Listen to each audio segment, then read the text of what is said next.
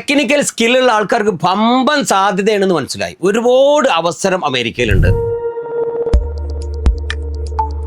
അപ്പോൾ അമേരിക്കയിൽ എൻ്റെ എക്സ്പീരിയൻസിൻ്റെ ഒരു ടിപ്സും കൂടി ഞാൻ നിങ്ങളുമായി പങ്കുവയ്ക്കുകയാണ്. അതിലെ പ്രധാനപ്പെട്ടത് മാത്രമേ ഞാൻ നിങ്ങളുമായി പങ്കുവെക്കുന്നുള്ളൂ. ഡീറ്റെയിൽഡ് വീഡിയോ നേരത്തെ ഇട്ടിട്ടുണ്ട്, ഇനിയും വരാൻ കിടക്കുന്നുണ്ട്. ടെക്നിക്കൽ സ്കില്ലുള്ള ആൾക്കാർക്ക് പമ്പൻ സാധ്യതയാണെന്ന് മനസ്സിലായി. ഒരുപാട് അവസരം അമേരിക്കയിലുണ്ട്. ഒരു മണിക്കൂറിന് $25 ഒരു സ്ക്രൂ ഡ്രൈവർ ഇങ്ങനെ പിടിക്കാൻ പറ്റുന്ന ഒരാൾക്ക്. എന്ന് വെച്ചാൽ ഒരു 10 മണിക്കൂർ ഒരു ദിവസം പണിയെടുത്താൽ $250 ഇൻറ്റു 10 ദിവസത്തേക്ക് 2500, 20 ദിവസത്തേക്ക് 5000, 30 ദിവസത്തേക്ക് 7500. എന്ത് ഡോളർ? അപ്പോൾ $7500 ഒരു മാസം ഈസി ആയിട്ട് ഒരു സ്കില്ലുള്ള ഒരു ടെക്നീഷ്യൻ ഉണ്ടാക്കാൻ പറ്റുമെന്ന് മനസ്സിലായി. ഒരു അല്പം ഇലക്ട്രിക്കലും ഇലക്ട്രോണിക്സും അറിഞ്ഞാൽ മതി. നല്ല സ്കോപ്പാ സ്കില്ലുള്ളവർക്ക്. ടെക്നീഷ്യൻ വളരെ കുറവാണ് അവിടെ. ഇതാണ് ഞാൻ അവിടെ കണ്ടത്.